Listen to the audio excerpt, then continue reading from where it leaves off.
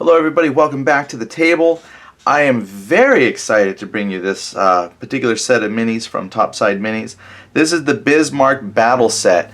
Now the last set that we looked at was the Atlantic Convoy set, which I thought would be a great starting point to get into, naval gaming with a large amount of ships. It's got, a bunch of merchant ships, it's got your submarines, corvettes, good starting point.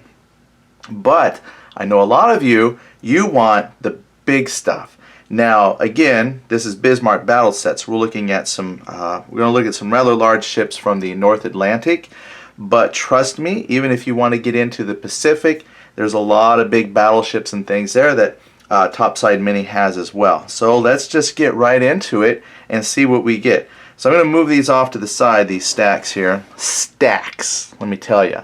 And then we'll zoom in. Now, I've got here, I had these in no particular order, so I'm going to try and match these up with the invoice. So first up, from your Battle Bismarck set, would be the Bismarck. Let's go ahead and zoom in. What a great looking ship. There, that's pretty good. Yeah, that looks fantastic. You can see the deck work. I see the turrets. Yeah, it looks great. I think it's fantastic. Now we're talking about scale. This is the 1/1800 scale is what Topside Mini is in. So just to give you an idea, I do have my favorite little Musashi Axis and Allies 1800. So Bismarck is not a whole lot smaller than the Musashi. So just to give you an idea of table scale for these. So these are reasonably sized miniatures.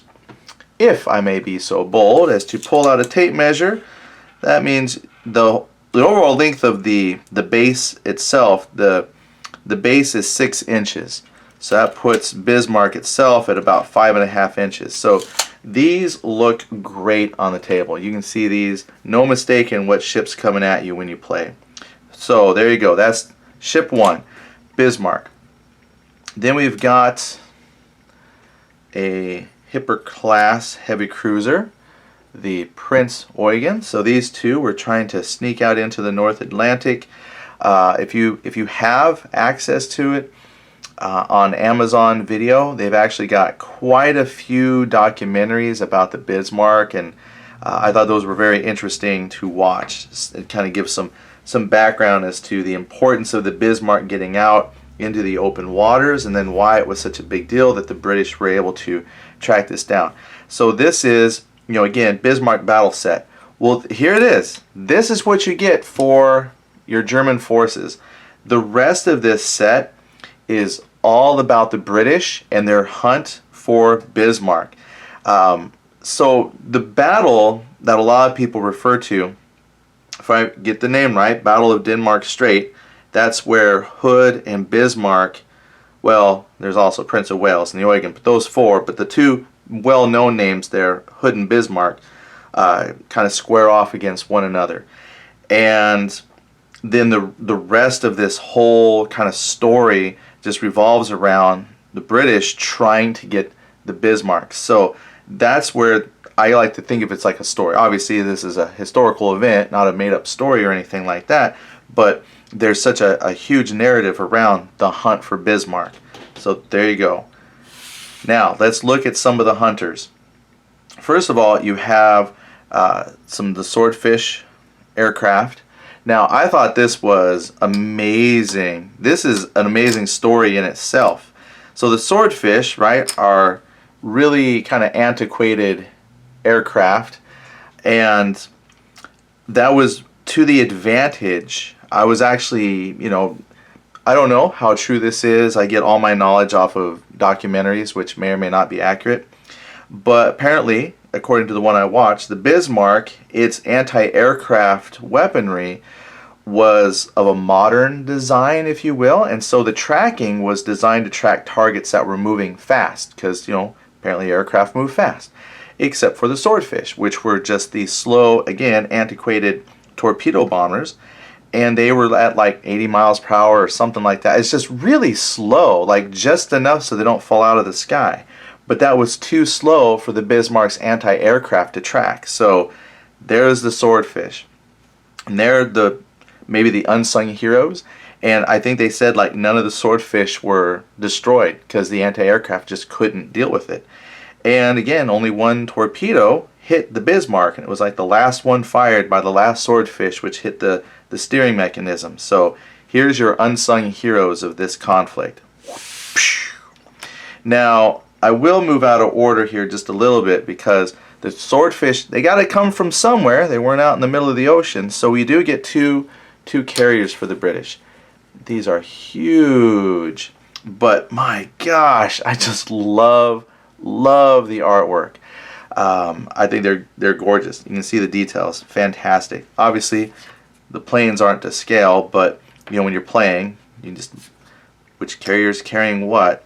So it all works out. But you get your two carriers. So there's Victorious and Ark Royal. Boom. So we'll set those off to the side. Okay, now to get back to the list here, as I sort these out. I might not sort them. I might just lay them out here for you. Here we go. So next on the list you had the Hood, which is right there. Pride of the British Navy at the time. Actually, Pride of England. One of the things on the particular document that I was watching was at the time this was considered like the most powerful ship at sea, at least for the British. Like this was their baby. It went around the world. It was a symbol of British might, and so when it was destroyed so dramatically, that was like a real big blow to English pride, which is why they made hunting the Bismarck then even more of an effort. So you're going to get the Hood. Then we got a couple of heavy cruisers, or at least cruisers. I think they're heavy cruisers, but Renown and Repulse. And you know, one thing I've enjoyed about Topside minis is when you are dealing with these larger individual ships, just to give them character, they do slightly different artwork on each. So the base ship might look the same, but what's kind of neat is you've got little variations in the turrets, and the turrets here are moved, and this one's got smoke coming out of the smokestack. So again, I think that's kind of neat. Little attentions to detail to help give each ship a little bit characteristic. So you get the Renown and the Repulse. Then moving down, it gets into the King Georges. So we got two of those, these two battleships. So that day with the Hood was the Prince of Wales, and then you've got the King George, the fifth of the King George V class battleship line. So there you got both of them. Again, similar, you know, class of ship, slightly different artwork. Turrets face, these are, you know, straight out. Little differences in smokestack coloration. So, you know, I like that. It's not always just copy paste. So I think that's pretty neat. But there you go. That's two more battleships for you. King George, Prince of Wales. Then it goes down into destroyers, which we've got a few here. A lot of them. Quite a few destroyers that you can put in with your battle. We got 7 of them. I'm going to zoom out just a little bit so you can see all of them. There we go. So now you've also got 7 destroyers that come with it. So you got Echo, Inglefield, Intrepid, Electra, the Maori, Active, and Anthony. So let me just stack those for a moment. We're not done. There's more. There's more. Here we go. We got some of the heavy cruisers. There's one more battleship here. We've got the Rodney, which is a Nelson. This one, I find this interesting because all 3 turrets are in the very front, and then all the main superstructure and some secondaries are on the back of the ship. It always strikes me as a very odd looking. It's not the only battleship that does that, but when you know, if you play World of Warships, Not saying that that's the most realistic simulation of naval warfare, but when this thing is out on the ocean, it looks very odd, but apparently it's very effective. So anyway, you get one Rodney Nelson class battleship. Then we've got cruisers. Well, let's do one at a time here. So you got a Norfolk heavy cruiser. Then another, the Norfolk. Then you got the Dorsetshire, which is another Norfolk heavy class cruiser. And then another heavy cruiser. This is in the Kent class, and that's the Suffolk.